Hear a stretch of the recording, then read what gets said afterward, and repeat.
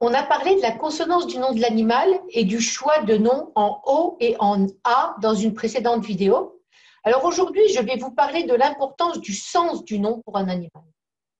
En effet, quand on communique d'âme à âme avec les animaux, eh bien, on s'aperçoit qu'ils attachent une grande importance au sens de leur nom. Certains nous demandent même à en changer parce qu'ils trouvent que leur nom ne leur correspond pas. On prend du temps pour choisir le prénom des enfants parce qu'on veut vraiment qu'il leur corresponde et qu'il corresponde à notre vision du monde ou à un nom qu'on trouve beau, qui sonne bien. Eh bien, pour un animal, c'est un peu pareil. Alors, pour les chiens et les chats de race, eh bien, on veut bien souvent que le nom corresponde à la lettre de leur année de naissance. Mais on arrive toujours quand même à leur trouver des noms qui correspondent vraiment à leur personnalité, ou en tout cas à notre projection de ce qu'on attend de notre animal. Je vous donne un exemple. Eh bien, un de mes clients a appelé sa chienne Isha. Il l'a baptisée Isha parce qu'Isha signifie protecteur.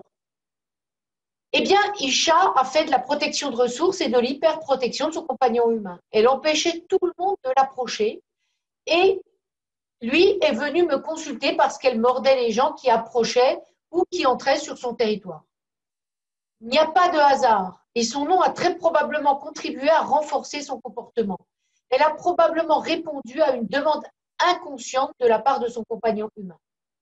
Alors moi, un jour, j'ai adopté une chienne bouvier bernois dans un refuge. Elle avait été retirée pour maltraitance dans un élevage de la honte où il y avait une cinquantaine de chiens, je crois, de mémoire. Ils ont donc tous été retirés. Elle était dans un état déplorable.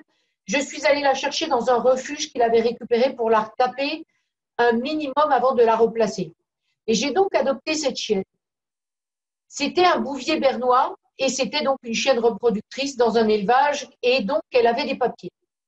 Elle s'appelait Dis donc. Dis donc. Rien que ce nom signifiait vraiment qu'elle ne comptait pour personne, quoi.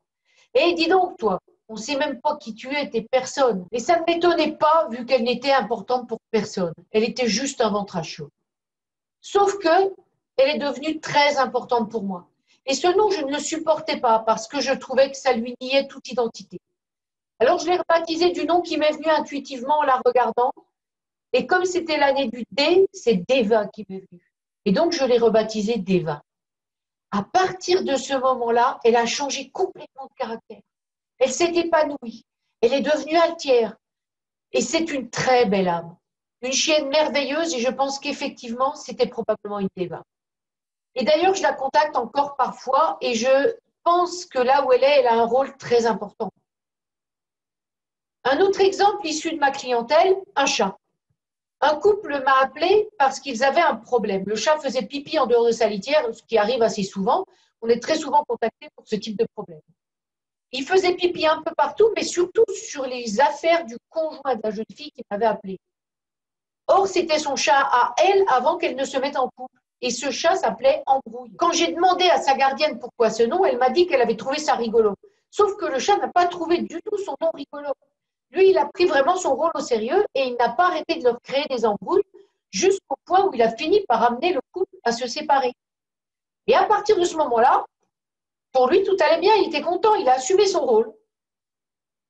Donc, dans une communication, je lui ai demandé quel nom il aurait souhaité et j'ai conseillé à la cliente de changer le nom de son chat qui ne lui correspondait pas et le chat m'a demandé de se nommer Émir. Et donc, elle lui a changé son nom pour l'appeler Émir. Voilà quelques exemples pour vous montrer l'impact que peut avoir le choix du nom sur le comportement d'un animal. Le nom est porteur de sens. Il est porteur d'une vibration. Et on ne peut pas donner un nom avec un sens négatif à un animal sans que ça impacte son comportement, voire sa personnalité. Donc, soyez vigilants sur les noms que vous allez choisir pour vos animaux. Évitez les lucifères, les noms à consonance négative et puis les noms qui entraînent vers quelque chose qui ne correspond pas à l'animal. Alors maintenant, vous allez me dire, oui, mais quand on adopte, on récupère un chien qui a déjà un nom. Certes, mais il vaut mieux lui changer s'il ne lui correspond pas ou si vous ne l'aimez pas. Et donc, on verra comment faire cela pour qu'il s'habitue très facilement à son nouveau nom dans une prochaine vidéo. À bientôt!